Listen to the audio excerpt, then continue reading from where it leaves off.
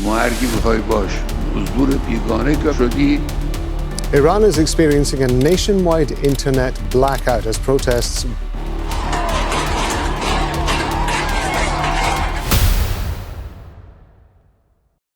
Tonight, a nation of more than 85 million people was plunged into digital darkness. No internet, no international phone calls, just voices echoing through apartment windows and streets across Iran. As protesters chanted, "Death to the dictator" and "Death to the Islamic Republic," the regime responded with its oldest weapon, silence. This isn't just another protest cycle. This is Iran's moment of maximum risk, where economic collapse, public rage, and an exiled crown prince's challenge are colliding at once. And what happens next could reshape the Middle East far beyond Iran's borders.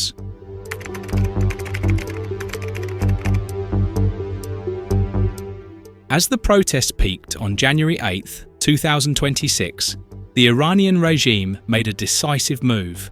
It cut off the country's digital lifelines. Within hours, Iran experienced one of its most severe nationwide internet shutdowns in years. Messaging apps went dark, social media vanished, independent journalists were effectively silenced overnight. This wasn't a technical failure, it was a calculated political decision. While internet blackouts have been a familiar tool for Tehran during unrest, this shutdown was broader, faster, and more aggressive than in past crises. Entire provinces were cut off just as demonstrations spread to over 100 cities and towns, including rural areas that rarely joined previous protests. The timing mattered. Turnout surged, clashes intensified, government buildings were set ablaze, and security forces were overstretched. For the first time in years, unrest spanned Iran's economic, ethnic, and geographic fault lines. By cutting the internet, the state sought to achieve three goals: disrupt coordination among protesters. Without encrypted messaging apps, organisers cannot plan routes or mobilise flash demonstrations. Control the narrative. With no real-time footage leaving the country, the regime could downplay casualties and flood state media with its version of events. Buy time. To reposition forces, intimidate citizens, and decide whether to escalate repression or offer limited concessions. Yet, the blackout also exposed the regime's fear. Modern Iran relies on connectivity for businesses, hospitals, universities, and government services. Shutting down the internet paralyzes the economy and angers citizens beyond protesters. Human rights groups reported arrests surged and casualties mounted. According to Iran Human Rights, at least 62 protesters were killed, hundreds injured, and over 2,000 arrested since the unrest began. With communications cut, verifying these numbers became nearly impossible, a deliberate feature of Tehran's strategy. History shows information blackouts rarely stop protests. Often, they radicalize them. When digital channels vanish, dissent moves into the streets, onto walls, and into whispers that grow louder. In Iran, the chants didn't stop. They became sharper, more explicit, and more dangerous for the regime. The blackout was not control, it was a signal of vulnerability. On the evening of January 8th, as millions responded to Reza Pahlavi's call for nationwide demonstrations, the government blocked internet and international phone lines. NetBlocks and Cloudflare confirmed the shutdown was government-mandated. Social media, once a lifeline, became largely inaccessible, forcing many to rely on VPNs. Despite the blackout, neighbourhood streets in Tehran erupted with chants of "Death to the dictator," and markets and bazaars across the country shut down in solidarity. The scale of mobilization was unprecedented, showing that citizens were no longer willing to remain silent. The timing and scope reveal more than control tactics. They expose a regime aware of its fragility.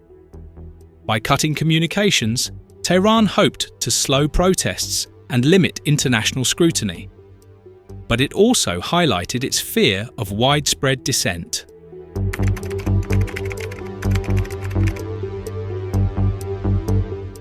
The nationwide blackout is far more than a digital inconvenience.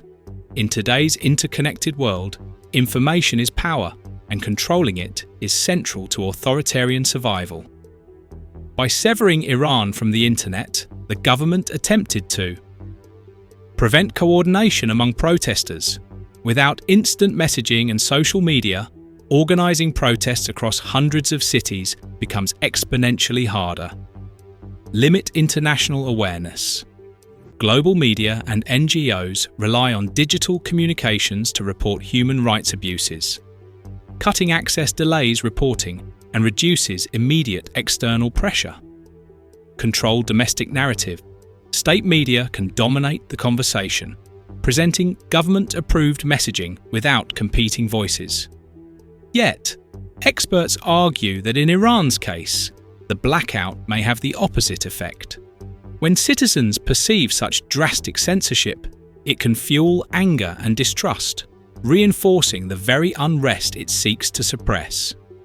The use of VPNs, satellite communications, and eyewitness accounts shared internationally ensured that the world remained informed despite government attempts to silence the populace.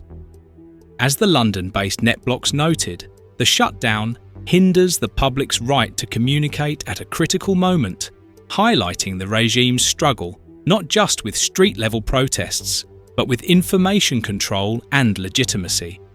In essence, the blackout was a signal of fear, a tacit acknowledgement that Iran's leaders are aware the stakes are higher than ever.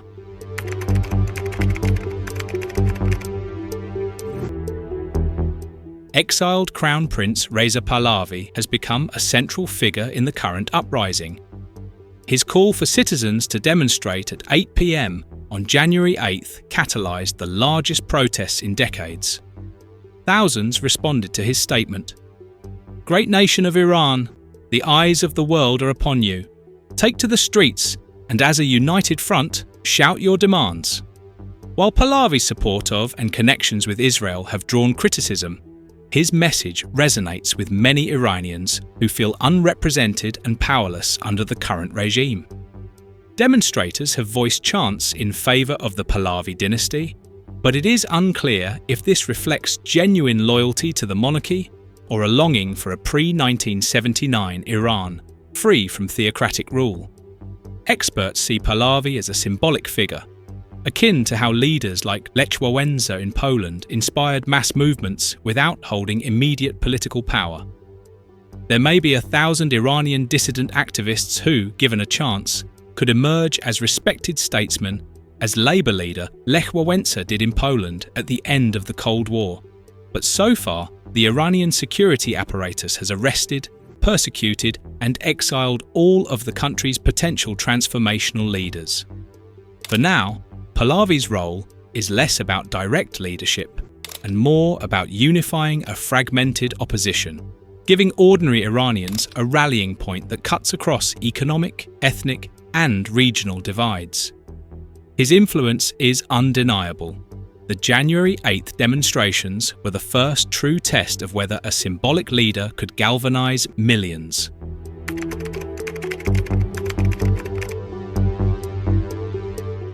Faced with the largest protests in years, Supreme Leader Ayatollah Ali Khamenei broke his silence on January 9th, addressing the nation on state television. In his speech, he dismissed demonstrators as vandals and saboteurs, ruining their own streets to make the president of another country happy.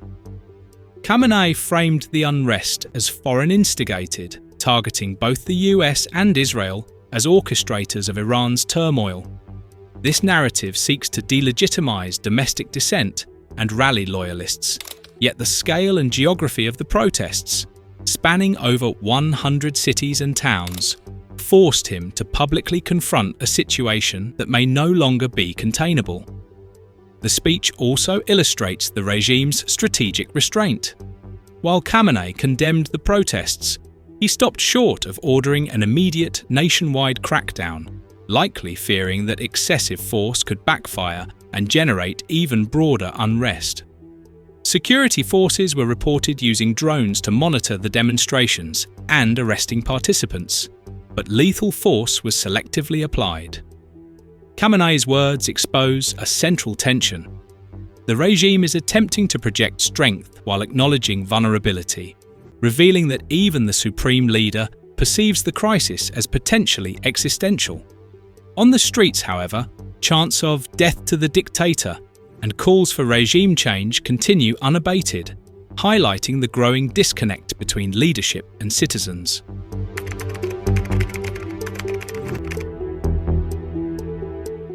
As Tehran and cities across Iran filled with protesters, international attention quickly turned to Washington. Former US President Donald Trump warned that Iran would get hit very hard if the regime opened fire on demonstrators. On the surface, this is classic deterrence, a signal that violent repression could provoke foreign intervention. Yet, in authoritarian contexts like Iran, external threats can have a dual effect. They can restrain the regime while simultaneously energizing domestic unrest.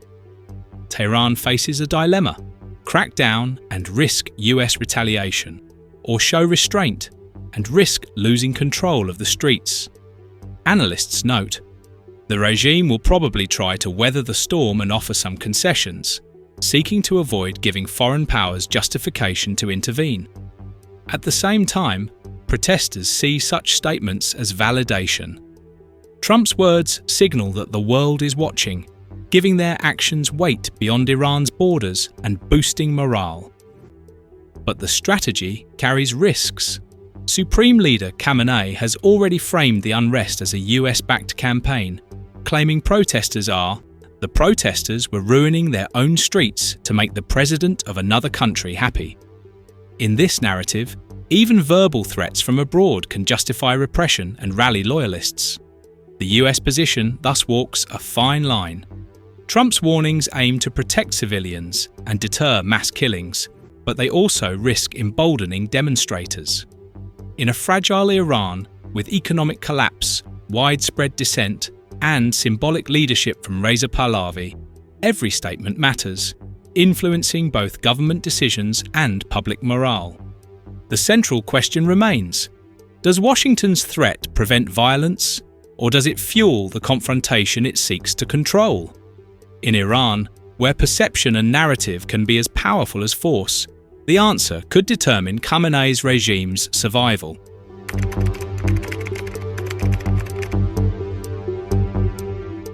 Tehran's leadership is acutely aware of the peril.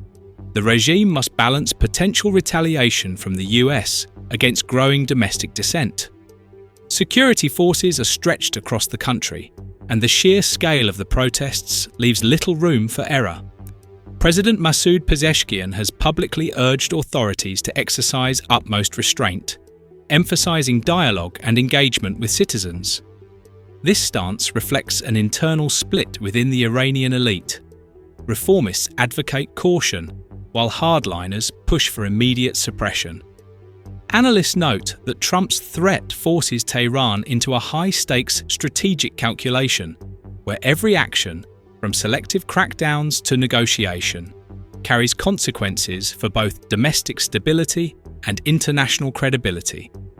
Misjudgment could provoke foreign strikes or embolden protesters, making this a delicate moment in the regime's history.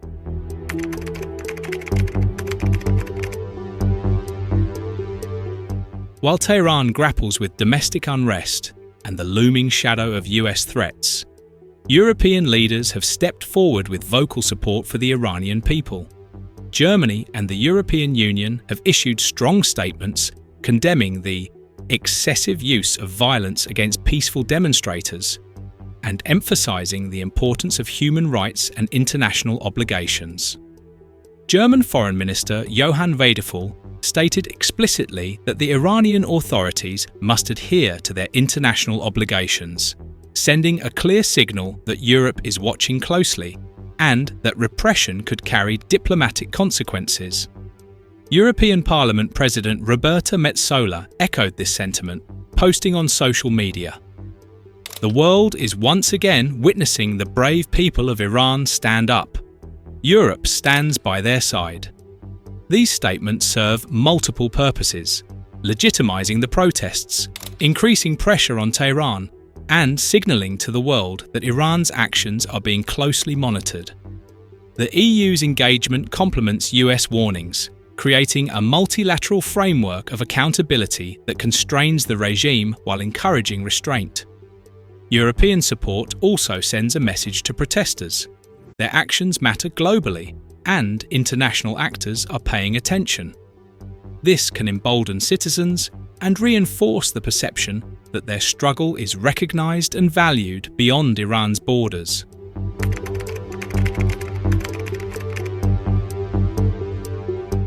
While the US and Europe speak out, Russia remains notably silent. Historically, Tehran's closest ally, Moscow has provided arms and military support, particularly during Russia's war in Ukraine. Iran, in turn, supplied Mashhad drones to Russia. Yet analysts emphasize that this alliance is transactional, not ideological. Olli Ruohomäki of the Finnish Institute of International Affairs notes, "Russia did not save Assad. Russia did not save Maduro.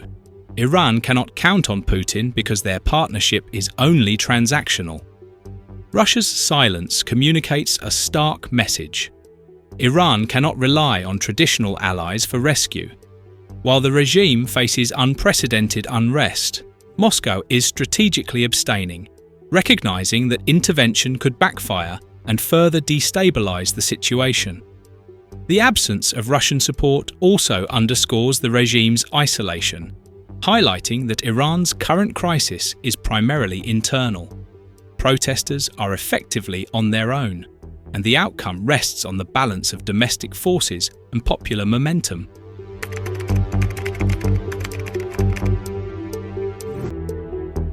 Iran's leadership is now navigating a complex web of domestic unrest and international scrutiny. US warnings, European solidarity, and NGO monitoring have created a high-pressure environment that constrains Tehran's actions. The regime's restraint, avoiding a full-scale crackdown, appears influenced by these external factors. Reformists within the government, combined with vocal global condemnation, are encouraging the authorities to engage in dialogue rather than mass violence. Khamenei's framing of protests as foreign-backed illustrates the tightrope the regime walks, projecting strength while avoiding steps that might justify intervention. Meanwhile, monitoring organizations ensure that even as the internet is cut, information continues to flow internationally, amplifying pressure on Tehran. In essence, global attention is not replacing domestic dynamics, but actively shaping them. The regime must weigh the cost of suppression against potential US retaliation, European condemnation, and escalating domestic unrest. In today's interconnected world, authoritarian survival is as much about managing international perception as it is about internal control.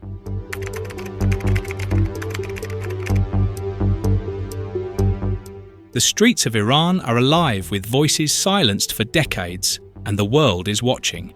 From internet blackouts to chants of "death to the dictator," these protests show a population pushing back against repression, economic hardship, and political stagnation. The regime is cornered, balancing internal dissent, international scrutiny, and the shadow of foreign threats. Khamenei's defiance, Trump's warnings, Europe's support, and Russia's silence all collide in a high-stakes game where every move could tip the balance. What happens next will shape Iran's future and send ripples across the Middle East and the world.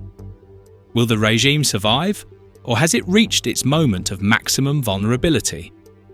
For now, the answer lies in the streets, in the courage of millions, and in the eyes of a global audience witnessing history unfold. Stay informed, stay engaged, and watch this unprecedented chapter in Iran's story.